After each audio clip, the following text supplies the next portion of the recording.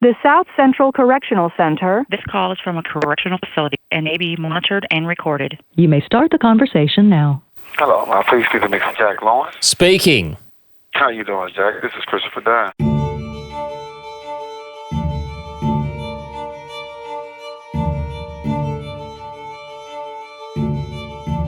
Hello, and welcome back to 1 Minute Remaining. My name is Jack Lawrence, the host and creator of this show.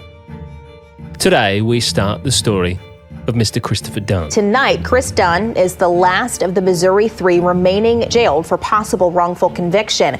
Kevin Strickland was freed last year after his case was proven to be botched. But what's happening with Chris Dunn's case?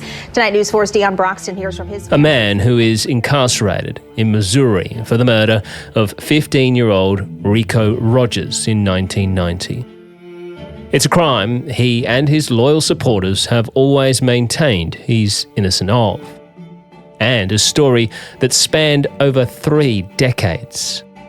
A story that almost didn't make it to OMR.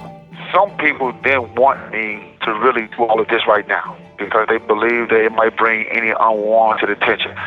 But I fear that if I don't tell my story, then it may never get told to those who actually need to hear it. And I would hate to pass away in prison without the story getting out.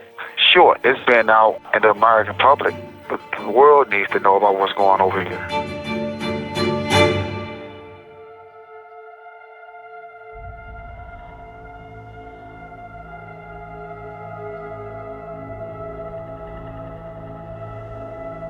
As I've stated so many times with this show, I never intended to focus so heavily on cases of wrongful convictions. However, in a country like the United States, where there is an estimated 20,000 people currently in prison for things they didn't do, it's almost inevitable that those are the stories that will come to the forefront. And sadly, Christopher Dunn says that he is just one of those estimated 20,000. However, he says his case is slightly different. My name is Christopher Dunn. I am what is known as the last of the Missouri three. I'm incarcerated here in the state of Missouri in the United States. I was convicted for a murder in which I did not commit 34 years ago, May the 19th, 1990, in the city of St. Louis. I was accused of killing a 15-year-old boy. At the time, I was 18 years of age myself.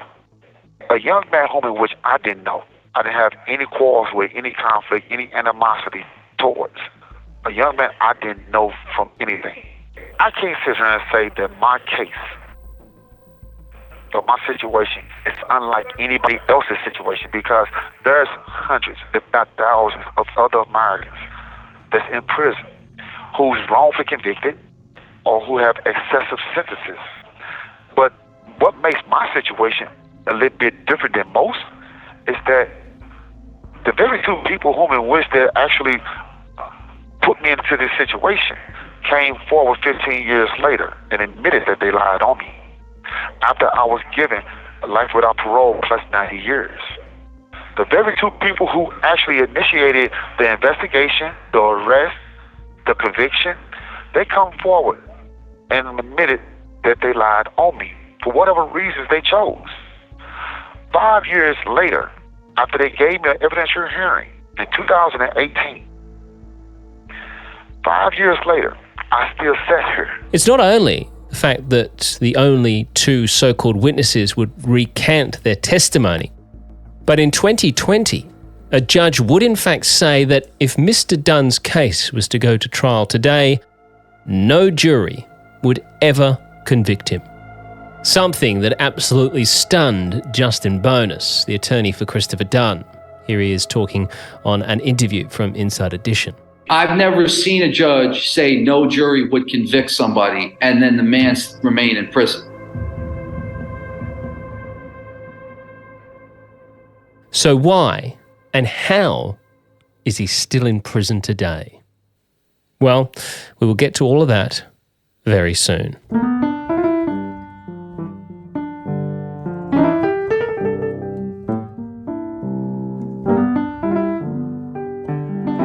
Can you tell me a bit about where you grew up and your family life as a youngster prior to all of this mess happening in your life? I grew up in the city of St. Louis, and there's no one particular part in the city of St. Louis that I grew up in, because I was familiar with the north, the south, and the west side.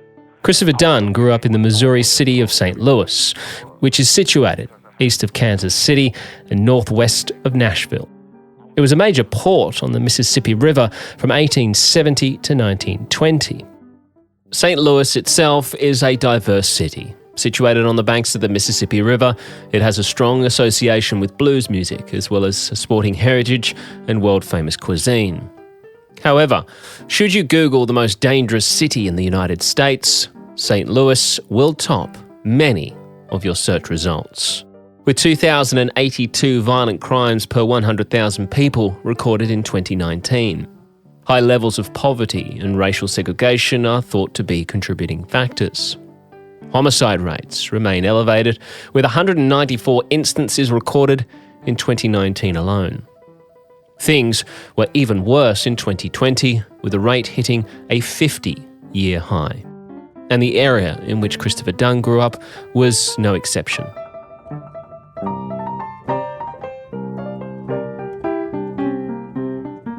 However, he says he had a pretty normal childhood. Like any kid, he got himself into the occasional scrap and would run amok. But apart from that, nothing overly serious. He did well in school, in fact very well. He would be moved up a grade from the first to the third, and then again, once he was in the sixth grade, he would move again. As for family life, he says his parents were good parents, and he had a lot of siblings. Even though I grew up in the inner city of St. Louis, I didn't have, let's just say, the problems that most people did. We knew that we did not have the money like most people, but we didn't understand that we were broke. Our parents did not allow us to believe that. They did what they could for us, and I appreciate it. It still did not make me want to adhere to the lifestyle that people in my neighborhood did. I didn't do drugs. I never used marijuana nor any drugs in my life, nor have I ever drank alcohol. I did not follow the norm. And let's say it's safe to say that I am proud to have been different. I had a number of sisters, from Angela, Dolores, and Ornetta to Renita and Spurdy and Yolanda. These are some of my sisters in which I actually grew up with, who are still with me to this day, while the rest are gone. My father had 14 sons. Whoa. And 23 daughters.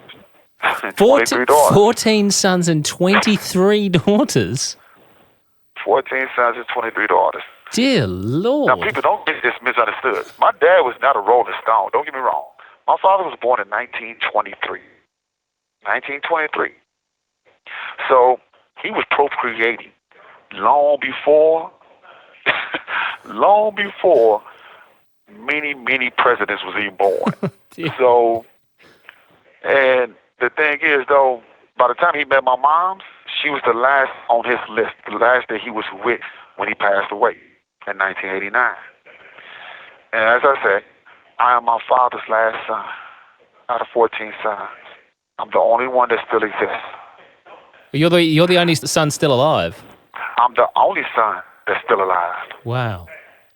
Sad to say, some of my brothers fell victim to the streets of Chicago. Some fell victim to the streets of St. Louis. And some, unfortunately, passed away because of medical help. So would you consider yourself, you had a happy childhood? Well, I did, to be honest with you. I did, sure. Chris says that around him growing up, adults either worked for the Department of Education, police, or fire service. But when it came to his own aspirations, he was not interested in any of that. I did not want to be the police. I did not want to be a firefighter. I did not play cowboys and Indians. No, that was not me. I was a little different. Either I wanted to be a veterinarian or follow, like you said, a path unlike anything in my community. My father kind of influenced me when it came to my political career or my path. I grew a fascination with science, history, social studies. So political science became one of those things I wanted to take a major in if I would have got the opportunity to go to college. It was just something about politics. It was something about history that all connected that made me interested in it. When it came to science, I loved it. And still to this day, I enjoy political science because of the history.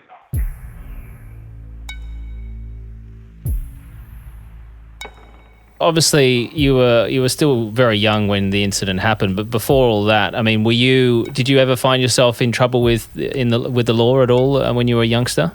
I mean, sure. We all, as adolescents growing up in the city of St. Louis, have had our run-in with officers. And not to say that all officers in the city of St. Louis are bad people, because they're not. But you have some, like in other cities, who just took their jobs to the extreme or overboard. And they made you their enemy, especially if you lived in the inner city. Not to say that all of my siblings were law-abiding citizens, because they weren't. They had names also. Some of my siblings were very popular, and the police department did not like a lot of them. So by knowing that I was one of the youngest in their family, sure, I received some of their problems, or you could say I inherited some of those problems. But I do remember when I was a kid, I think I was 13 years of age, and I invited a young man into the house to play video games. He was a friend. And this friend of mine decided to steal while he was in the house. And I ended up hitting him in the nose on my mama's front porch.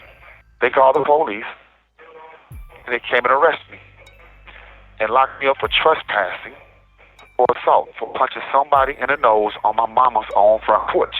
I didn't understand how I got the trespassing because it was out front. But I studied juvenile for that. And still to this day, he and I are friends. So you got sent to juvenile for just whacking that guy on the nose? Whacking the guy in the nose. I spent 46 days in juvenile for whacking the guy in the nose. That seems excessive. Well, that's Missouri. That's St. Louis.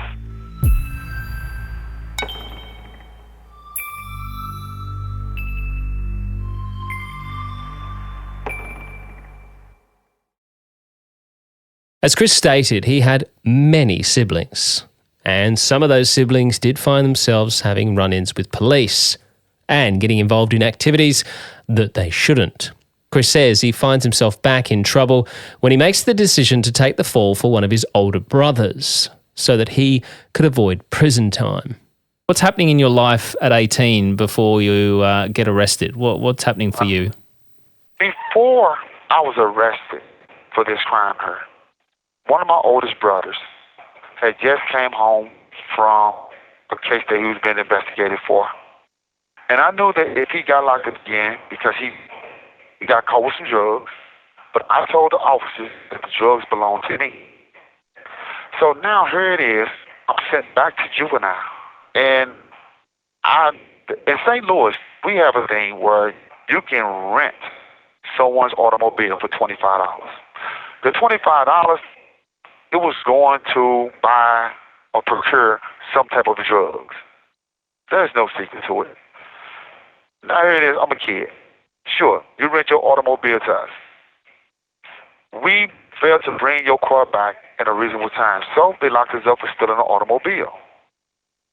Now here it is, I'm in juvenile with a drug case and an automobile theft case. 6 months after I was in juvenile, because of the drug case I took from my brother, he was killed. We 10 years apart from one another. The judge did not want to hear the fact that my brother is dead now and that I took the case for him. I was thinking that if I took the case, my brother would be okay. He'd be free. He would not get locked up or go to prison.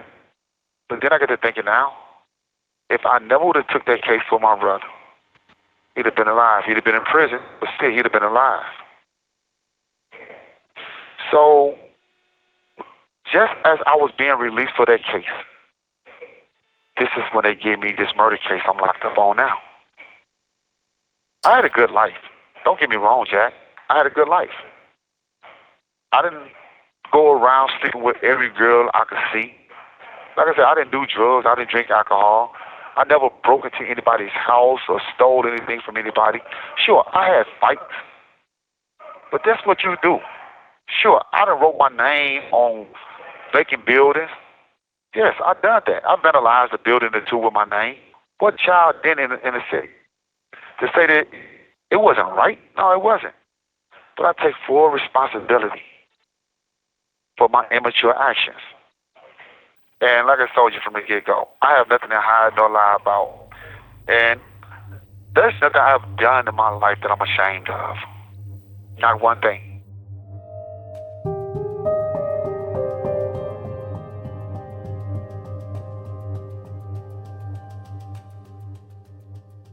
It's May 18th, 1990. Springtime. A nice evening in St. Louis, and we're on LeBeatty Avenue, which is situated in Wells Goodfellow neighbourhood. The same neighbourhood in which Christopher Dunn grew up and lived. Just after midnight, 3 teenagers are hanging out on the porch of one of the homes. And all of a sudden, a shot rings out in the direction of the 3 boys. A bullet would hit one of them, 14-year-old Rico Rogers.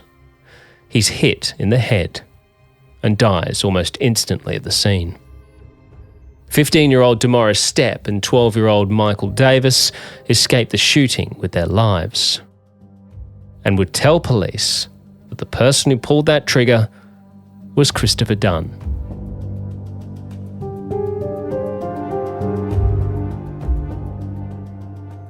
Wow, I was in my mother's home. I was in my mother's home, which is exactly 4 blocks away from the crime scene. Is it true that you were on the phone with someone around the time of the shooting? I was on the phone with a young lady, whom in which I have known ever since 1979. Her stepbrother was one of my closest friends, and his name was Chris also. I was happy because she had just given birth to her first child. This little girl was like a sister to me. And I was just happy that I was elated that she was having her first child. So, when's the first time that you find out that, or did they just come and arrest you, or when did you first find out that you were being looked at for this crime? Well, according to them, the crime occurred at 12 o'clock. We didn't know that at first.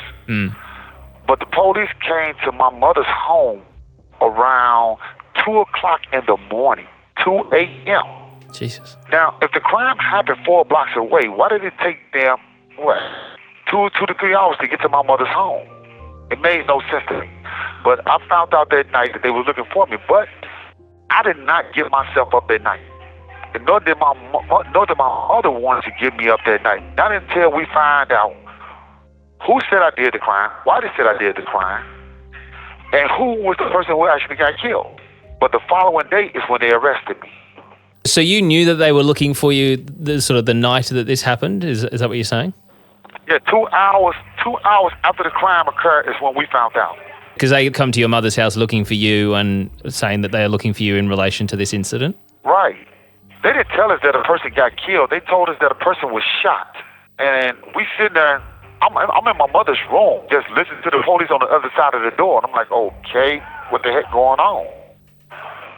So my mother told the police, no, he's not here. And my sisters and them are telling the police, you need to get up out of our house. Now, mind you, I didn't live there. I stayed on a street that's known as Page and Union, which is exactly 27 blocks away.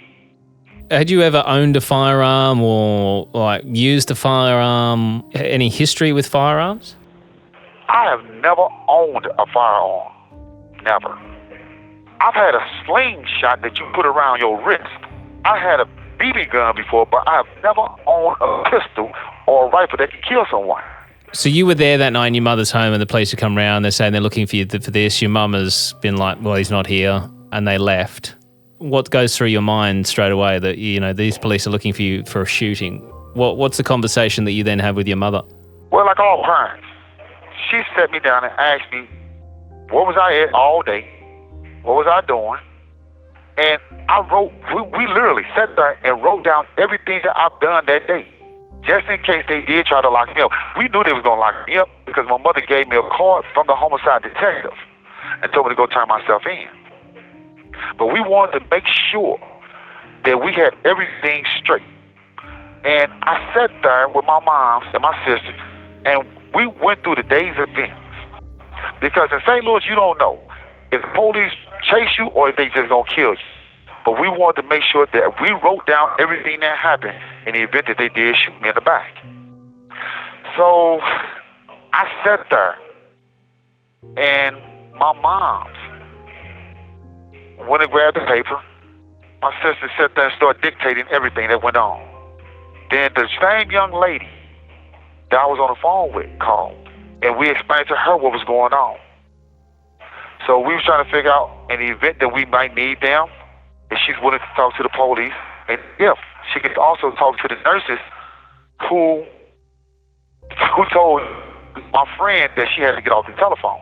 Because this nurse can verify that I was on the phone during the time that the crime occurred. But what was going through my mind, Jack, is, oh shit.